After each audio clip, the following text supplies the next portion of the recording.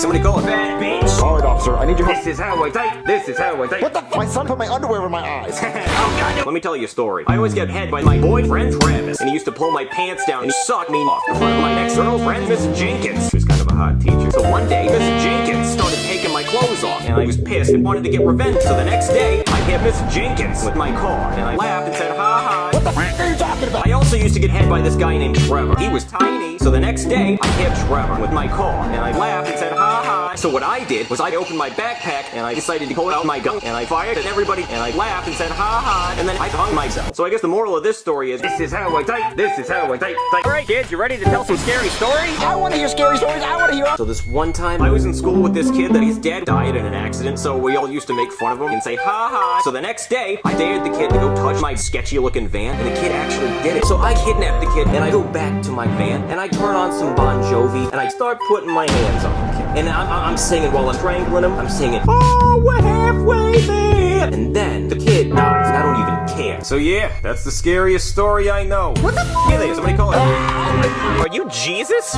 What? Yeah, I got stung by a jellyfish one time. I was at the beach with my bitch-ass wife, Karen, and then out of nowhere, my wife sucked off all the lifeguards, so I'm like, bitch-ass Karen, so I grab my wife, and I start throwing haymakers, and the lifeguard sees me, and he calls me Jelly Man, and then I see a scuba diver, so I grab onto the scuba diver's tentacles, and he takes me back to shore, and as I'm walking up the beach, I see my wife, Karen, she was sunbathing, so I started throwing haymakers. So then, I go back into the ocean to find that bitch-ass scuba diver, and then he pulls up with all his buddies, and they start touching my ass, so I started throwing haymakers, and then finally I'm done at the beach, and my wife won't even suck me afterwards. So yeah, I have shit in my pants and I'm gay. Can you please help me? You know, this all reminds me of the time I became a stripper. You did? Oh yeah. So this one time, me and my wife were collecting food for Larry the Cable Guy. So then he gets eaten by a bird, and I laughed and said, ha ha. So then I just go home and lay in bed, and then all of a sudden my closet opens, and Larry the Cable Guy comes out, and then he hits me right in the eye, and I can't get up. So then Larry the Cable Guy gets on top of me, and then we decide that we're gonna have a threesome in California with Mike Wazowski. So then on the way there, my wife died, and I laughed and said, ha ha. And then Larry the Cable Guy died, and it was very, very sad. So then I just go home and play with my giant peepee.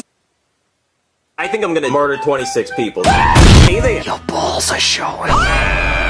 Okay, so when I was younger, I was in a mental institution because I amputated Bill Clinton's balls. And I was playing this game called kickball. And I was a god of kicking everybody in the balls. But then, here comes Ballbuster Billy, and he becomes the god of kickball. Now, when I was younger, I amputated both his hands with Bill Clinton's balls. And I thought that was so satisfying. And then it turns out that actually made him extremely good at kicking balls. So I was thinking, that can't be legal. He can't be allowed to do that. So then, I go find Ballbuster Billy, and I said, goo goo gaga, and I kicked Billy in the balls. And then my parents came and grounded me, so I grabbed a knife, and I killed my bitch-ass parents. So then I murdered my therapist, Bill Clinton, and everybody in the mental institution. So then I became a serial killer, and I don't even care. Oh man, that's such a sad story. Goo goo gaga.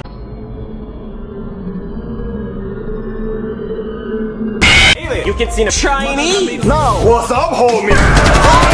So this one time, there was a wasp hunting competition. So I showed up with my pants down because I wanted the mayor to suck my tiny wiener, and I was pretty sure I was gonna win. I was grabbing so many wasps, I had thousands in my pants. But then, here comes the Chinese named 10-inch Byron, and he was packing. See, Byron was stuffing wasps into his balls because they were so big, he had thousands of wasps in there. So I pull my pants down and say, suck it, Byron. But then, they declare him the winner. And I say, no, no, no. And then the mayor said, he's a Chinese. So for the next 2,000 years, 10-inch Byron won every wasp hunting competition. And the mayor sucked him 37 times a day. And I say, that's bullshit. So I fired a gun at 10-inch Byron, and I laughed and said, ha ha. But then my mom started taking my clothes off, and I am so embarrassed by all of this. So I decided to become the Chinese.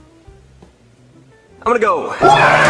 Hey there, racial slurs. What? I speak entirely in racial slurs now. What the f? I'll tell you guys the story. So I hopped on a non-stop flight to Papa John's house so he could teach me how to kidnap kids because my hometown was having a kid hunting competition. So when I got there, he answered the door and he called me a racial slur. So I said, have my baby marry me. So for the next 10 years, Papa John called me a racial slur, and I said, thank you for saving my life. And I started throwing haymakers. I started punching his ass, and then I threw him off the top of Mount Everest, and I shot that smug bastard. So then from there, I took a non-stop flight to my hometown, and then I shot 37 kids, and I'm feeling pretty good about that. And then they declared me the winner, and I say a racial slur. So yeah, I speak entirely in racial slurs now. Nigga, nigga, nigga.